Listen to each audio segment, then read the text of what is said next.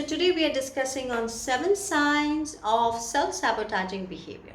You might be a victim of self-sabotage, and let's see what the 7 points are of self-sabotaging and what actions you can take. So focusing on what is not working and not right. Do you find yourself doing that? That's number 1. So finding that you think a lot and speak a lot about what's going wrong, and notice how often you speak about things that are really not working for you. So ask yourself a new question. What's going right? What's working well for me? Keep an evidence journal and change your way of thinking. Number 2, being stuck in fear. Fear is false expectations appearing real.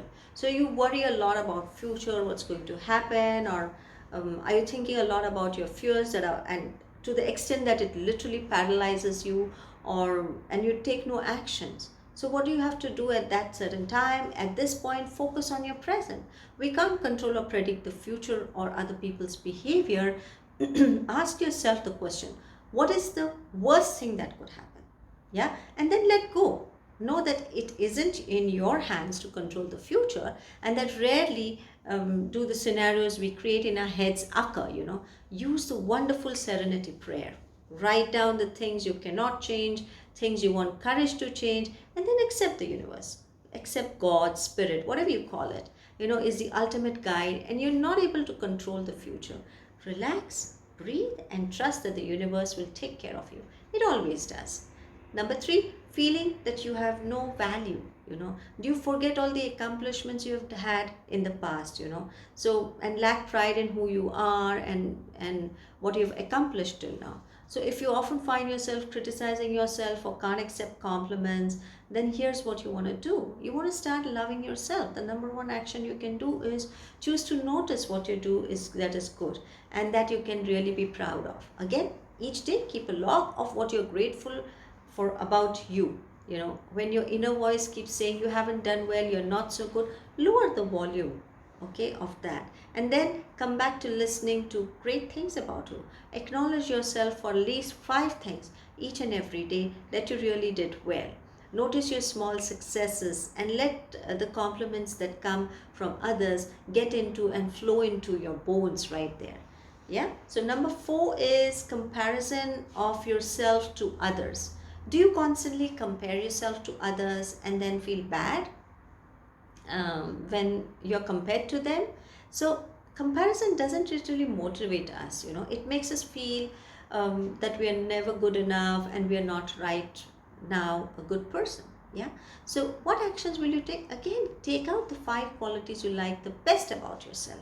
When you do go to a place of comparison, notice how similar you are with the other person versus what is different.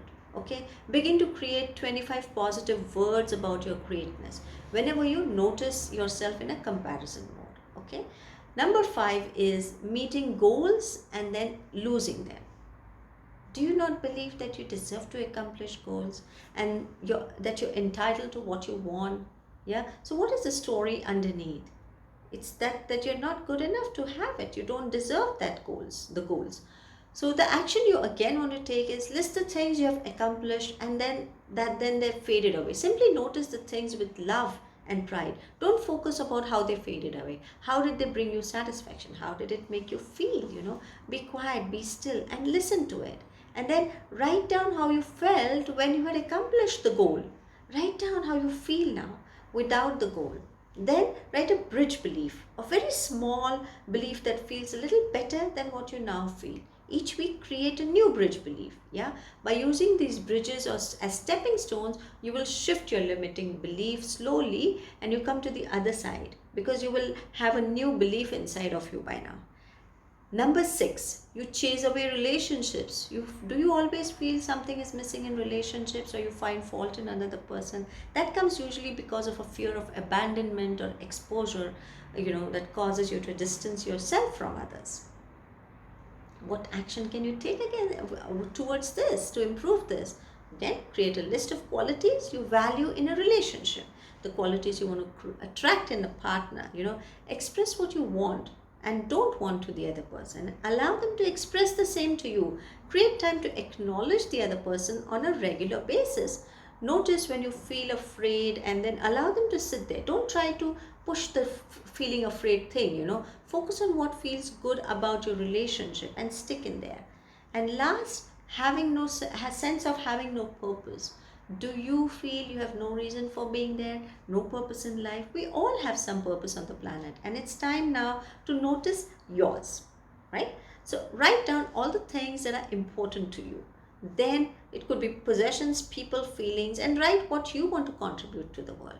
From your writing and from this writing, create a sense of purpose for yourself. Add spirituality to your life.